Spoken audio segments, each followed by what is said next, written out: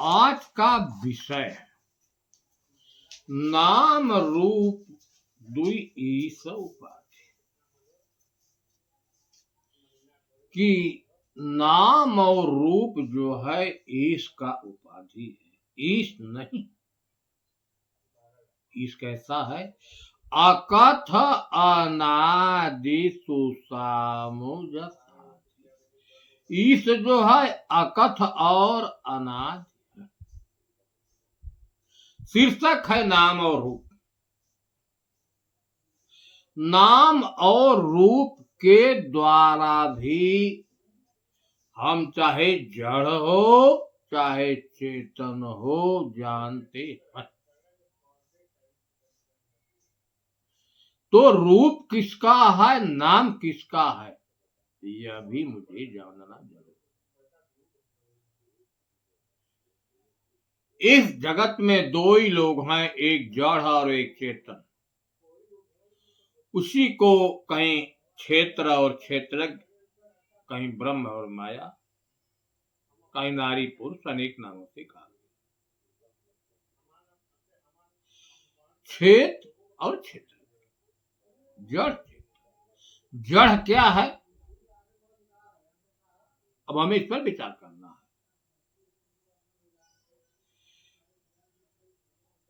इस संसार में आप देख रहे हैं कि वायु, अग्नि, जल, पृथ्वी और आकाश, यही पांच हैं। इसके बाद है एक चेतन, तीसरी नहीं। इसी पांचों तत्वों को जड़ कहा गया है। जड़ का मतलब होता है कि जिसके पास स्वयं की सत्ता न हो, जो दूसरे के प्रकाश से प्रकाशित हो, दूसरे की चेतना से चैतन्य हो, इसलिए उसको जड़ कहा गया है। यह शरीर आप देख रहे हैं कि वायु है, अग्नि है, जल है, पृथ्वी, चार तत्वों से निर्मित है। और जो इसमें खाली स्थान है वह आकाश तत्व। और इसमें रहने वाला जो है कौन है, इस पर विचार करना है। इनको जड़ कहते हैं। और इसमें रहने वाला जो कितने लोग हैं यह भी देखें। एक है चेतन और दूसरी है उसकी माया शक्ति, जिसको चतुष्ट अंतःकरण नाम से भी जाना जाता है। वह है मान, चित्त, बुद्धि और अहंकार। मान, चित्त, बुद्धि भी जड़ है। या चेतन की चेतना से ही चैतन्य होते हैं। इनके पास स्वयं की सत्ता नहीं। अगर चेतन है तो इस शरीर में रहने वाला आत्मा, उसी आत्म को कहीं राम, कहीं ब्रह्म, कहीं हरि, कहीं पारक, कहीं सतनाम, कहीं सतपुरुष, कहीं आदि पुरुष, आदि नाम, क्षेत्रज्ञ, अनेक नामों से एक को अनेक लोगों ने कहा। इसमें जो रहने वाला आत्मा है वह स्वयं प्रकाशक है। उसके प्रकाश से ही अंतःकरण अर्थात मन, चित्त, बुद्धि, अहंकार और शरीर चेतन। केवल एक ही चेतन है। बकिया अंतःकरण और पांचों तत्व या जड़। आप स्वयं देख लीजिए कि चेतन की चेतना न हो तो यह मुर्दा। जब शरीर में चेतन की चेतना है तब तक चैतन्यता है, चेतन है तब तक चैतन्यता। चैतन्यता का मतलब होता है उसमें सोचने, विचारने, जानने, क्रिया करने की शक्ति, यह चैतन्यता कहते हैं। चेतन गुणी है, चैतन्यता उसका गुण। जहां चेतन रहेगा वहां चैतन्यता रहेगी, जहां याग रहेगा वहां ऊर्जा होगी।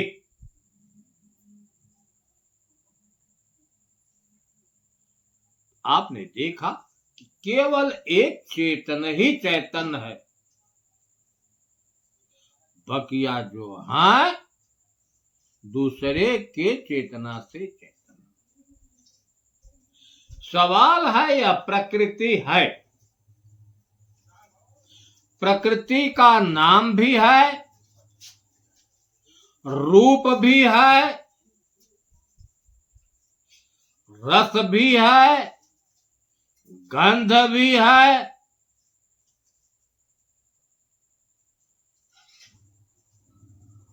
और ठंडा है, नरम है, यह भी।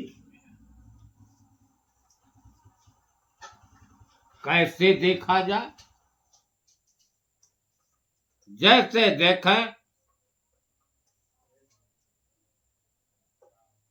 ईख है गन्ना, गन्ना का आकार डंडे के समान होती है, 6 फीट 5 फीट 7 फीट होता। उसमें लंबी लंबी पत्तियां होती हैं। यह प्रकृति दत्त है, किसी मानव का बनाया हुआ नहीं, लेकिन गन्ना नाम रखने वाला मानव है। गन्ना कहने वाला, उसका नामकरण करने वाला मानव है, एक जीव ही है। गन्ने की रस को हम चूसते हैं तो मीठा लगता है, क्योंकि उसमें गुण है मिठास का। उसको रस को कोल्हू में पेर देते हैं, गर्म कर देते हैं, तो वही रस जो है गुड़ अथवा चीनी का रूप धारण कर लेता है।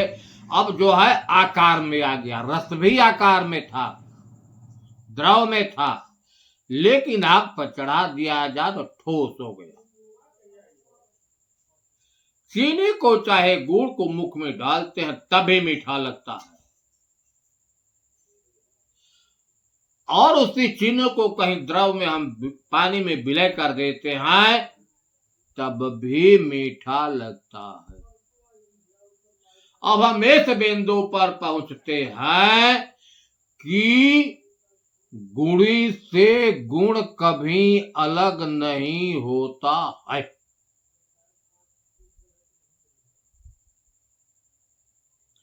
चीनी गुणी है तो मिठास उसका गुण है, मरचा गुणी है तो तीता उसका गुण है, क्योंकि गुणी से गुण अलग नहीं होता, यह प्रकृति दत्त है।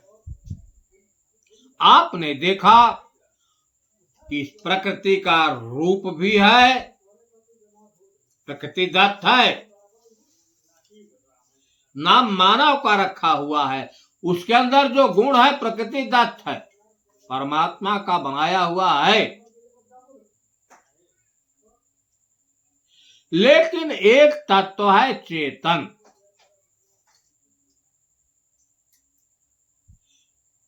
इस शरीर में रहने वाले चेतन का कोई आकार नहीं। आकार का वर्णन करने वाले यही 5 ज्ञानेंद्रियां हैं। यह ज्ञानेंद्रियां जो है, आंख जब देखती है तब रूप का वर्णन बुद्धि को करती है कि इसका रूप ऐसा है। यह बुद्धि प्राकृतिक जो दृश्यमान जगत है उसके रूप का वर्णन कर देती है। इंद्रियों से श्रेष्ठ आप देख रहे हैं, मन है। इंद्रियों से श्रेष्ठ है, मन है, क्योंकि सारे क्रियाकलापों को जन्म देने वाला यही मन है। कोई क्रियाकलाप उत्पन्न होता है, कोई विचार उत्पन्न होता है, बुद्धि तल पर जाता है। अगर प्रज्ञा संपन्न बुद्धि है, विवेक है, ज्ञान है, वैराग्य है, विचार है, यथार्थ बोध है, तो निर्णय लेकर क्या सही है क्या गलत, उचित है तो रख लेती है, अनुचित को फेंक देती है, वापस कर देती है। जो उचित निर्णय लेती है मन उसको कार्य रूप में परिणत कर देता है। आप देख रहे हैं कि इस मन को इंद्रियां भी नहीं देख रही हैं, आंख नहीं देख रहा है। इस मन से सूक्ष्म जो है बुद्धि है, और बुद्धि से सूक्ष्म है चेतन तत्व, जिसको हम आत्म तत्व। आत्म जो है सबको देखने वाला, सबका दृष्टा है। अनुभूति भीतर हो रही है, लेकिन उस आत्म का कोई आकार आज तक नहीं बना। जब आकार नहीं बना तो बुद्धि को मजबूर होकर कहना पड़ा कि वह निराकार है। लेकिन निराकार होते हुए भी इस शरीर में है। बहुत सारे ऋषि महर्षि जो अनुभवी थे, जो मोह रूपी निशा से जागे थे, उन मनुष्यों ने विचार किया तो यह मालूम हुआ कि इसमें रहने वाला जो है चेतन, उसके अंदर कुछ गुण हैं, लक्षण है। इन्हीं लक्षणों से आत्म की अनुभूति होती है। तो आत्म के लक्षण क्या हैं? हम तमाम महापुरुषों को, विचारों को देखें और स्वयं भीतर हम झांक कर देखें उस स्थिति को। अष्टावक्र जी ने कहा कि आत्मा साक्षी विभो पूर्ण एको मुक्तस्य, के शरीर में रहने वाला आत्मा जो है साक्षी है। जितने घट हैं सब में वही है, आप पे पूर्ण है, उसको किसी से मदद लेने की जरूरत नहीं। और वह है अकर्ता, क्योंकि किसी क्रिया का जन्म अंतःकरण से उत्पन्न होता है, अर्थात मन तल पर, और वही मन तल पर उत्पन्न होकर विचार रूप में उत्पन्न होता है, और वही विचार जो है कर्म रूप में परिणित हो जाता है। परिणित करने वाला मन और उसको करने वाली जो है यही 5 ज्ञानेंद्रियां हैं, 5 कर्मेंद्रियां। आत्मा उन कर्मों का साक्षी और दृष्टा है। अष्टावक्र जी ने कहा कि इसमें रहने वाला आत्मा जो साक्षी है और अकर्ता है। कबीर साहब ने कहा, साक्षी पुरंदर ढाई परे, बिबिया अक्षर युग 4, रसनारंभण होत है कर न सकत निरुआ। ये शरीर में जो रहने वाला है चेतन आत्मा वह साक्षी है, राजा है, लेकिन लोग उससे दूर हो गए, गिर गए, न जान पाए। न जानने से क्या हुआ कि कोई दो अक्षर का नाम लेकर रटते, कोई राम राम कहता है, कोई ओम ओम कहता है, कोई शिव शिव कहता, कोई गुरु गुरु, अनेक नामों से जिसको जो प्रिय लगा उस नाम से रटता। विज्ञते साक्षी पुरुष परमात्मानि चेश्वर नैरास्ति बंध मोक्ष च न चिंता मुक्तैर्मम। इसमें रहने वाला जो साक्षी पुरुष है वह परमात्मा ईश्वर ही है, कोई दूसरा नहीं। इसको जान लेने पर, अनुभव हो जाने पर, साक्षात्कार हो जाने पर बंधन मोक्ष की आशा टूट जाती है, क्योंकि शरीर में रहने वाला परमात्मा ही साक्षी रूप है। राम ने कहा लक्ष्मण से, यह लक्ष्मण अहम ही सर्वभावा नामांत तष्ठामि सर्वग माम साक्षीणम लोका न जान।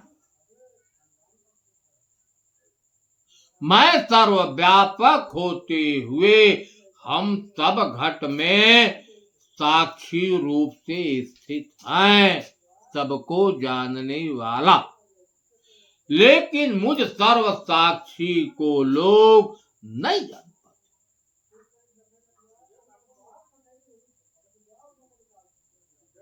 ऐसे बात जनक ने अष्टावक्र से पूछा कि मैं कौन हूं? तो अष्टावक्र ने कहा, जय जनक, ना त्वम देहो न ते देहो कर्ता भोक्ता न वा भवात् चिद्रोपि सदा साक्षी निरपेक्ष। कहे कि तुम देह नहीं हो, यह देह ते पांच तत्वों से बना घर है, यह देह तुम्हारा नहीं है, यह देह तो प्रकृति का है।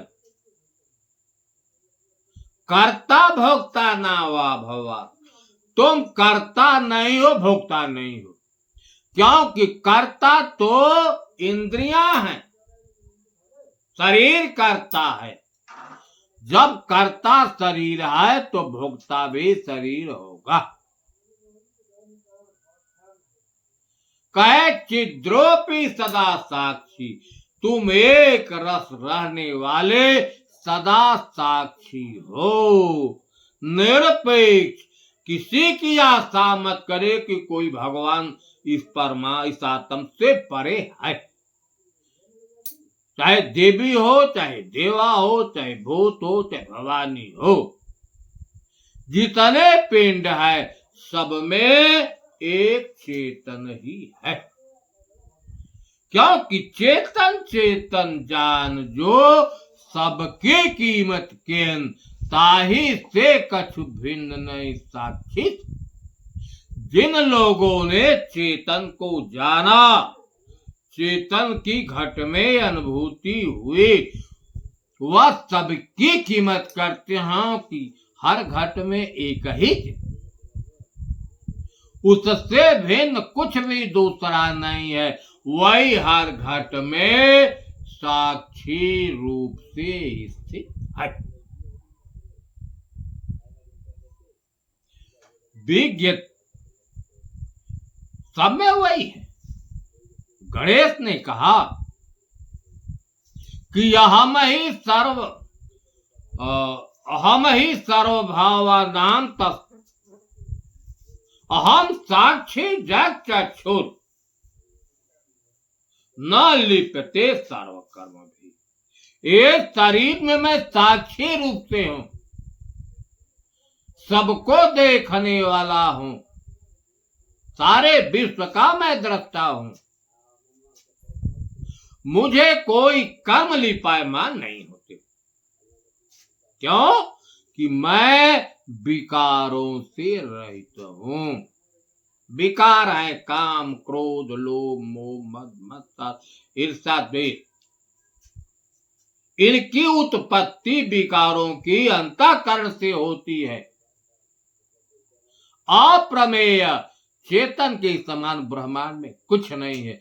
अविकारो, अप्रमेय, अव्यक्तो, जो मन वाणी से परे, वे तो गो अव्यय, वही हर घट में जितने ब्रह्मांड है सब में वही।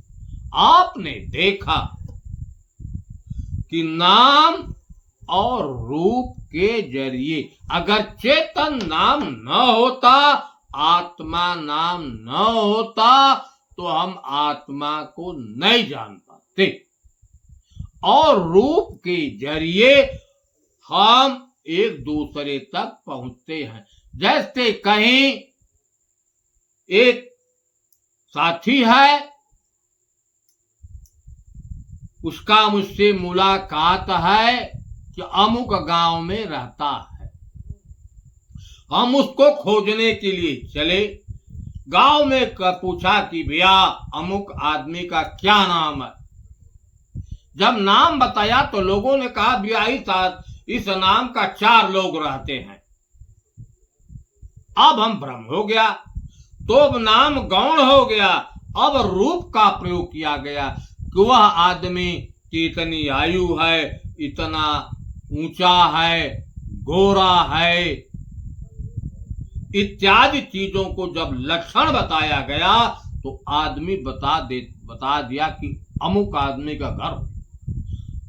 तो अगर नाम रूप ईश को जानने के साधन है, नाम रूप ईश नहीं है।